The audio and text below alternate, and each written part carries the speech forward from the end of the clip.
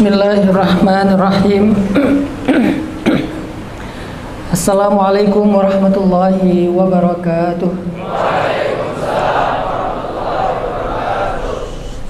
Alhamdulillahirabbil alamin. Alhamdulillahilladzi bi ni'matihi tatimmus shalihat wa bi fadlihi tatanazzalul khairat wal barakat wa bi taufiqihi tatahaqqaqul maqasid wal ghayat.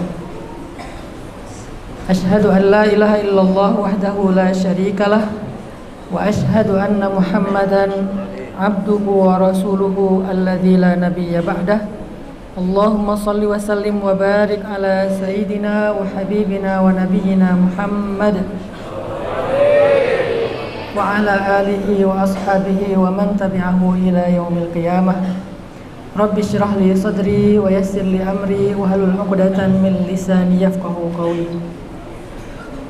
Mohon izinnya kepada Buya dan Syekhna Said Agil Siraj untuk sedikit berbagi semangat dengan adik-adik para santri dari Pondok Pesantren Luhur Sakofah.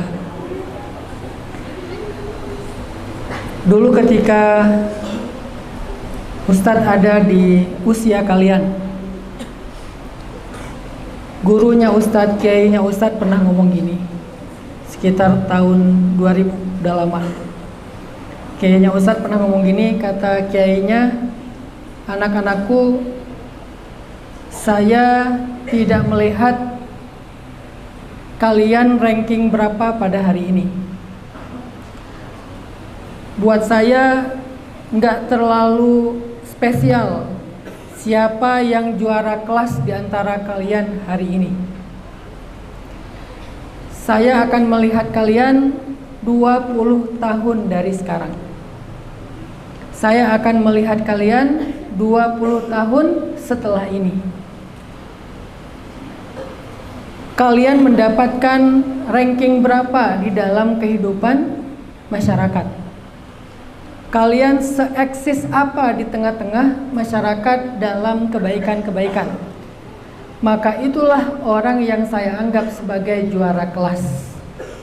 Itulah yang saya anggap sebagai orang yang sukses dalam mencari ilmu. Sehingga setelah 20 tahun berlalu sejak saya lulus dari pondok pesantren di Aceh, kemudian melanjutkan pendidikan di Mesir, setelah 20 tahun kita ketemu lagi dengan guru-guru kita, dengan alumni-alumni kita. Barulah kemudian guru kita mengatakan, hari inilah saya akan bertanya apa yang sudah kalian lakukan kepada masyarakat, kepada umat Nabi, kepada bangsa Indonesia. Sehingga setelah 20 tahun kita alumni dari pondok pesantren itu berlomba-lomba untuk eksis di masyarakat, berlomba-lomba untuk memberikan kontribusi yang berarti kepada masyarakat, berlomba-lomba untuk membuat program-program dakwah, baik dakwah pendidikan, dakwah sosial, ataupun dakwah-dakwah dalam bentuk yang lain. Sehingga di antara kita ada yang terjun ke dunia dakwah sosial media. Saya alhamdulillah Allah berikan kesempatan dakwah dengan segmentasi anak muda, terutama di sosial media. Allah berikan amanah 9 juta follower. Ketika saya posting satu konten, maka yang nge-view konten itu 1-2 juta views. Angka 1 juta views, 2 juta views itu adalah pahala jariah yang mengalir kepada guru yang mengajarkan ilmu kepada saya. Karena setiap satu huruf yang kemudian menjadi jalan kebaikan bagi orang yang mendengarnya, bagi orang yang melihatnya, menontonnya, maka satu huruf itu akan mengalir 10 kebaikan atau 10 hasanah kepada guru saya. Barulah saya mengerti kenapa guru saya tidak melihat kami siapa ranking di kelas, siapa juara di kelas, tetapi guru saya berharap beliau mendapatkan kebaikan dari ilmu yang kami sebarkan. Dan itu lebih berharga dari semua kebaikan-kebaikan yang beliau dapatkan ketika beliau mengajarkan kami dalam bentuk kebaikan dunia. Maka hari ini adik-adik sekalian, para santri dari Luhur Sakofah, pasti buya kita, guru kita, kiai kita telah mengharapkan kebaikan-kebaikan dari ilmu yang beliau ajarkan kepada kalian. Dan ilmu itu tidak akan menjadi kebaikan kalau berhenti hanya di diri kalian. Ilmu itu akan menjadi sustain, berkelanjutan, akan menjadi jariyah kalau dalam bahasa kita, ketika ilmu itu kalian sebarkan, kalian ajarkan. Maka ada istilah kun da'iyan qabla an takun kulla syai'. Jadilah kalian seorang dai yang mengajak orang kepada Allah, apapun profesi kalian ke depan di masa yang akan datang. Ustaz pengen ngasih sedikit contoh betapa menjadi dai itu spesial banget adik-adik. Adik-adik mungkin suka baca surat Al-Kahfi. Di dalam surat Al-Kahfi itu Allah menyebut satu nama hewan yang dalam bahasa kita itu biasanya ini hewan dipakai namanya untuk mencela. Ya. Apa itu? Kalau di Sunda bukan anjing, pakai iye ya. Kalau di Sunda diganti dengan anjing ya, gitu ya. Ini kalimat celaan ini. Kalau di budaya kita, bahkan di Mesir juga kayak gitu. Mereka mencela dengan kata kalb atau humar. Anjing atau keledai. Ada satu kalimat yang biasanya kita untuk mengatakannya aja sungkan karena tidak sopan. Mengatakan kepada orang lain itu sama dengan menghina. Tetapi ternyata kata ini diulang-ulang di dalam surat Al-Kahfi sampai 4 kali loh. Wa kalbuhum basitun dhira'ihi bil wasid. Dan anjing mereka menjulurkan kedua lengannya di depan mulut gua. Anjing loh yang disebut, bukan hewan atau pet, misalnya hewan peliharaan ya, kucing angora atau apa gitu. Yang disebut kalbuhum. Kemudian di ayat berikutnya, sayaquluna thalathatur rabi'uhum kalbuhum wa yaquluna khamsatun sadisuhum kalbuhum rajman bil ghaib wa yaquluna sab'atun wa thaminuhum kalbuhum. Anjing mereka, anjing mereka, anjing mereka. Kenapa Allah mention, kalau bahasa sosmed, kenapa Allah mention anjing sampai berulang kali di dalam ayat-ayat yang mulia, di dalam kisah yang mulia, di dalam surat yang mulia, di dalam mushaf yang mulia? Kenapa dimention dan anjing mereka? Kalau ada yang bilang jumlahnya 3, jangan lupa yang keempat anjing mereka. Kalau ada yang bilang jumlah mereka 5, jangan lupa yang ke-6 anjing mereka. Kalau ada yang mengatakan jumlah mereka 7, jangan lupa yang ke-8 anjing mereka. Kenapa Allah sebut ulang-ulang anjing tersebut? Apa istimewanya anjing ini? Padahal anjing ini adalah hewan yang dalam kebiasaan kita kalimat yang dicela. Kenapa ini menjadi istimewa? Ternyata salah satu penyebab anjing ini istimewa, dia punya peran dakwah. Dia punya peran dakwah. Apakah peran dakwahnya istimewa? Coba kita tadabbur ayatnya.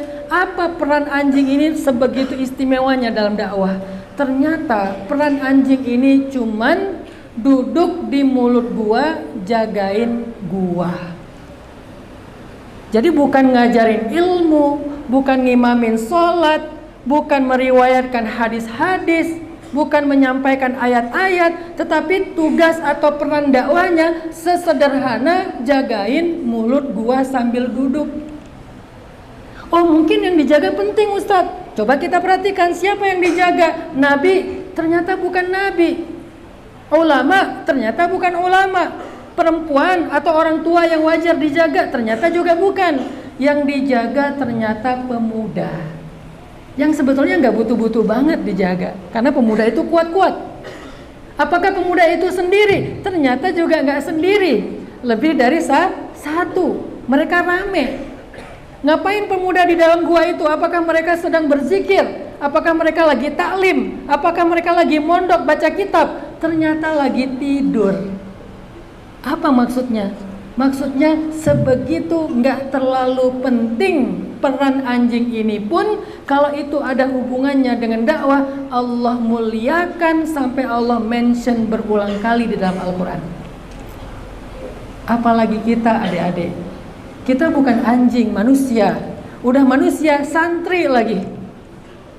Udah manusia, santri yang punya ilmu. Yang peran kita dalam dakwah bukan cuman jagain gua. Dan kita makhluk yang sudah mulia sejak Allah ciptakan, bahkan kita bukan seekor hewan. Jadi kalau anjing saja, hewan yang kita anggap najis, hewan yang kita pakai namanya untuk mencela, sebegitu mulianya karena peran dakwahnya yang sederhana, apalagi nanti kalian setelah kalian keluar lulus dari pondok Luhur Sakofah. Ambil peran dakwah itu, apapun profesi kalian. Jadi politikus atau pejabat, jadilah dai. Jadi pengusaha, jadilah dai. Jadi seorang saintis, jadilah dai. Apalagi jadi ulama, jadilah dai yang mengajak orang kepada Allah Subhanahu wa taala. Nanti coba adik-adik perhatikan lagi di surat Semut. Ada satu ekor hewan kecil tapi mulia di sisi Allah. Siapa dia? Namlah, seekor semut. Apa kehebatan dan kemuliaan dia, keistimewaan dia? Punya peran dalam dakwah. Apa perannya? Penting. Nggak terlalu penting sebetulnya. Dia cuma ngomong ke semut-semut yang lain, ya ayyuhan naml, udkhulu masakinakum. Wahai semut-semut, masuklah ke tempat tinggal kalian, ke sarang kalian, supaya la yahtimannakum Sulaiman wa junuduh wa hum la yash'urun. Supaya Sulaiman dan pasukannya tidak menginjak kalian dan mereka nggak sadar. Perannya cuma nyuruh semut masuk ke sarangnya, cuman sekali-kalinya. Dan kalaupun dia nggak melakukan itu, tidak akan mengganggu jalannya Nabi Sulaiman. Tetapi walaupun perannya sederhana, kalau itu bagian dari dakwah Nabi Sulaiman, Allah muliakan sehingga Allah sebutkan satu surat di dalam Al-Quran dengan namanya Suratun Naml, surat semut. Tapi sebaliknya, ada surat gajah, hewan yang besar, yang gagah, yang menakutkan, yang luar biasa wibawa, tetapi ketika dia justru menjatuhkan dakwah, justru dia ingin menghancurkan Ka'bah, Allah rendahkan sehingga dia dihancurkan oleh Allah Subhanahu wa taala. Maka dakwah ini adalah sebuah tugas yang sangat istimewa adik-adik. Niatkan dalam hati kalian, kenapa nyantri, kenapa belajar agama, kenapa baca kitab, kenapa belajar fikih, kenapa belajar akidah Ahlussunnah wal Jamaah, kenapa? Ingin mengajak manusia kepada Allah. Dan itulah motivasi Ustadz terjun ke dunia anak muda, dakwah kepada anak-anak yang masih di jalan, anak skateboard, anak street, anak motor. Di Jawa Barat alhamdulillah kita mengajak geng motor yang jumlahnya 200.000 hijrah bareng-bareng.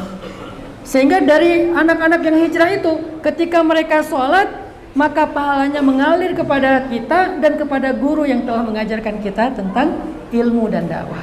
Mudah-mudahan dari santri Luhur Sakofah akan lahir orang-orang yang sakofahnya luar biasa, yang wawasannya luas, yang wawasannya dalam, yang mengerti Al-Quran, mengerti hadis, mengerti akidah dan fikih, mengerti tasawuf, mencintai negara Indonesia, dan kemudian menjadi rahmatan lil alamin dengan dakwah yang diajarkan oleh guru-guru kita.